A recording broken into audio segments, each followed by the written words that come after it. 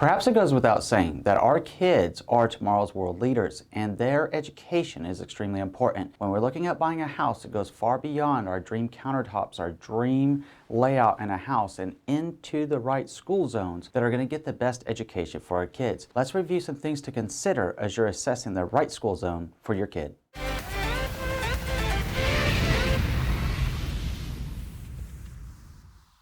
My name is Andrew Finney, and my passion is to help you make sense of real estate. If you need help finding a top agent near you, or if you simply want to drop me a line to say hello, my contact info is below. If you're new here, please go ahead and subscribe to this channel now and like this video. Thank you. All right, my friend, as you're assessing what's going to make your dream home perfect and all the idealistic things that you like to see in your new home, let's also have a real conversation about finding the right schools for your kids. The first thing to consider is not to be spooked by the prices. Now, prices of homes in good school zones are obviously going to be much more expensive. You might be wondering why. Well, when you have higher school ratings in a given neighborhood or in a given area, what's going to happen is you're going to have a lot of parents like yourself that are also wanting to buy in that area. When we have a high demand in an area for real estate, in this case in a really good school zone, then what's going to happen is you're going to have a lot of demand, but you're only going to have so many homes. So by proxy, these homes will be selling for more money. So please don't be surprised by the sticker shock that you might see for a really good school zone and the price of the homes there. Plan it out and see what's worth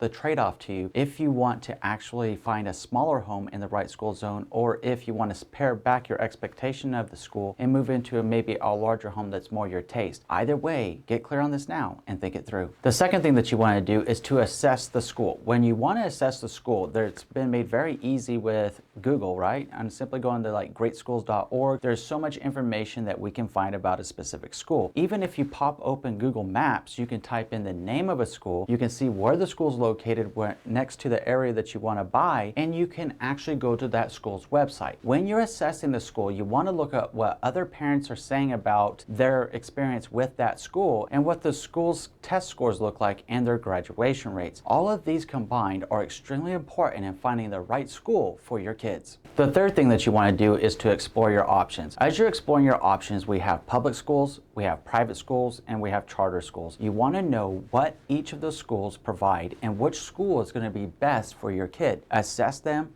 call them, see if you could take a tour of the school, and of course, Google the school, check out their website, check out what other parents are saying, and check out their ratings on greatschools.org to make a well-informed decision that's right for you and your kids. The fourth thing to remember is you still need to find the right neighborhood for you and your family. Is it going to be providing the lifestyle that you wish to live in? Are there other parents in the area? What is important to you about your neighborhood in addition to your home and the school zone? And finding the right neighborhood, you could be a little bit surprised that some neighborhoods are a little less susceptible to market volatility than others. Those that are generally in the higher rated school zones will generally have more resistance to market impact and market forces when it comes to the real estate market. Cycles are going up, down, and all around. It's not to say that they won't be impacted, because they most assuredly will. It's just how much of an impact is it going to have. Looking for those communities that are well within your budget and well within the area that you want to buy, that's going to put your kids in the right school zone for you, are well worth thinking about now. The fifth thing to consider is your commute and your lifestyle choices. When we're considering your commute, even if the right school zone is like 1 hour away from your job, is it really worth it? Consider your lifestyle. Do you want to be a parent that's always at work and always on the road, or do you want to be a parent that's at home with the kids, helping them with their homework and enjoying your kids' time and spending that bonding time together? Getting real about the commute, getting real about the lifestyle that you wish to live will help guide you in the determination of how much home to buy, where to buy that home, and what's really the most important to you in your new home. Sometimes parents will buy a smaller home to be in the right school zone that's closer to their job than buy a larger home that's maybe a little further away. Schools aren't quite as highly rated on greatschools.org or other areas they may have been searching, and they are thinking to themselves, you know what, I have to drive an hour to get to this bigger home, the schools aren't as good, and well, I'm not going to be able to enjoy my lifestyle here either. I can't enjoy my kids. It's really important here to get clear on what you want your lifestyle to be, what you want your commute to be, and the kind of childhood you want your kids to look look back when they're our age and remember, you know what, my parents were always hustling and bustling, they were always on the road, they are always gone, they were never there. I felt like YouTube helped me grow up, I felt like the television helped me grow up. Do we really want to leave our kids' future in the hands of cable television or television in general? Probably not. So assess what's most important to you and how much time you wish to invest into your relationship with your own kids as you consider what is the right home